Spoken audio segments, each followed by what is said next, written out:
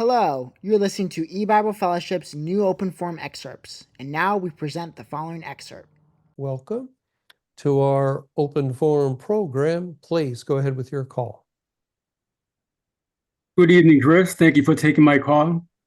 Last week I called about what was the difference between the Old Testament church and the New Testament church in the specific sense of how did they blaspheme the Holy Spirit.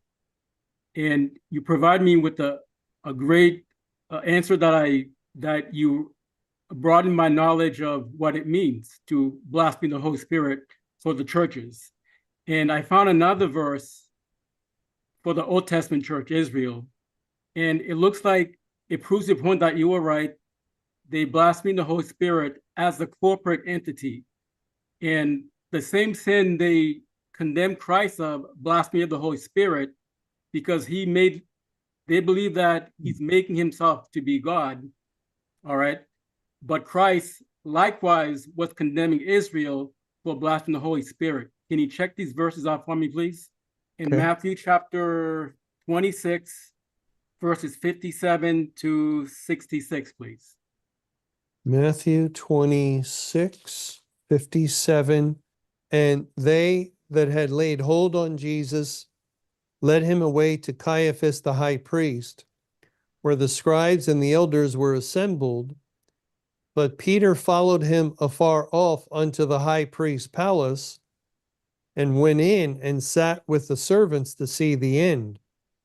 Now the chief priests and elders and all the council sought false witness against Jesus to put him to death, but found none. Yea, though many false witnesses came, yet found they none. At the last came two false witnesses, and said, This fellow said, I am able to destroy the temple of God and to build it in 3 days. And the high priest arose and said unto him, Answerest thou nothing? What is it which these witness against thee? But Jesus held his peace. And the high priest answered and said unto him, I adjure thee by the living God, that thou tell us whether thou be the Christ, the Son of God. Jesus saith unto him, Thou hast said. Nevertheless, I say unto you, hereafter shall ye see the Son of Man sitting on the right hand of power, and coming in the clouds of heaven. Then the high priest rent his clothes, saying, He has spoken blasphemy. What further need have we of witnesses? Behold, now ye have heard his blasphemy. What think ye? They answered and said, He is guilty of death. What's your response of that, trying to condemn Christ for blasphemy, yet Christ as God, he's actually condemning them for blasphemy?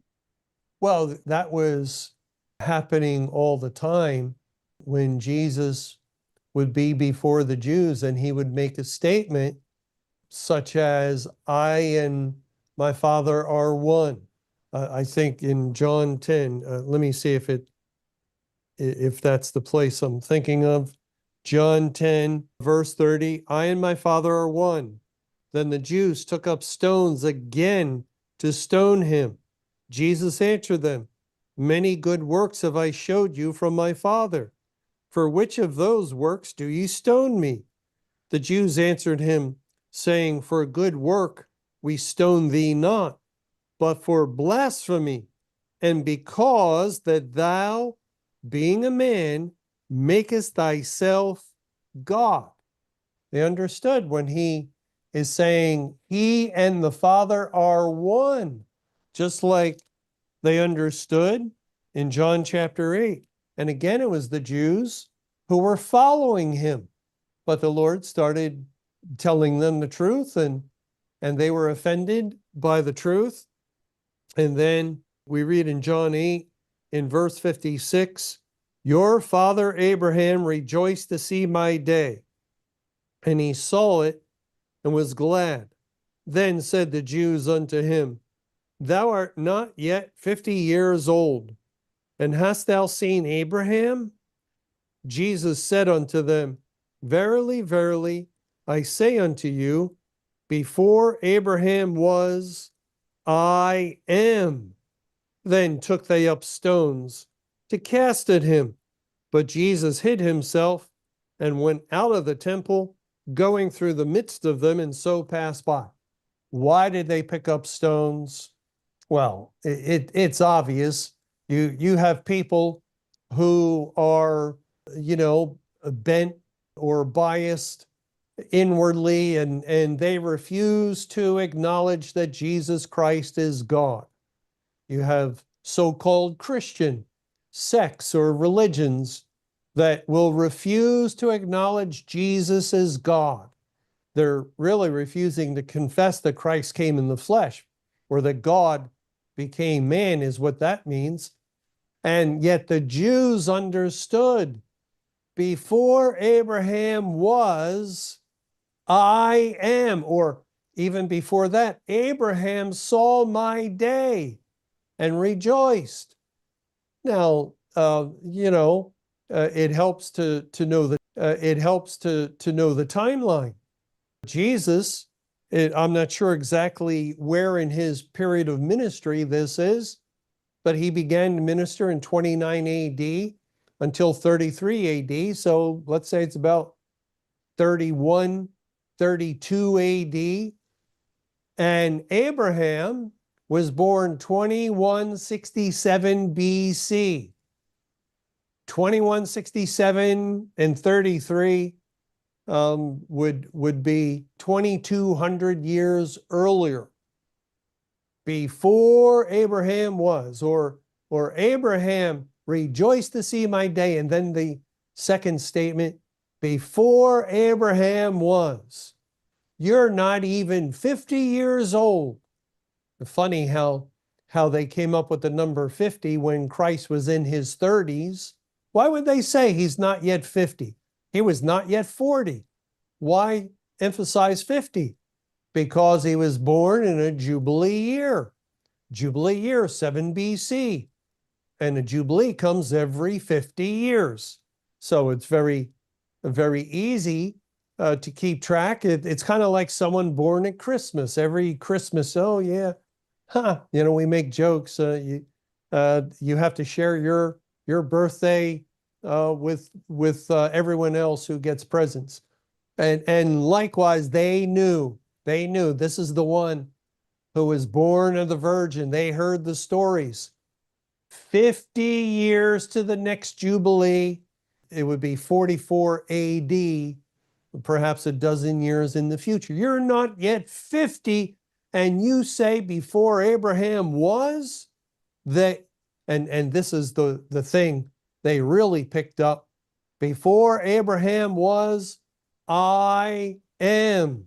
I am. And that is a direct, really, quote, and it directs the Jews who knew this full well. They were quite familiar with this account in Exodus chapter 3, in verse 13. And Moses said unto God, Behold, when I come unto the children of Israel, and shall say unto them, The God of your fathers has sent me unto you. And they shall say to me, What is his name? What shall I say unto them? And God said unto Moses, I am that I am. And he said, Thus shalt thou say unto the children of Israel, I am has sent me unto you. It's the name of God. Before Abraham was, I am. The ever-existent one, the God of the burning bush, the God of the Bible, the God who set Israel free. And so they didn't believe he was God. They didn't believe that he was the Messiah, that, obviously.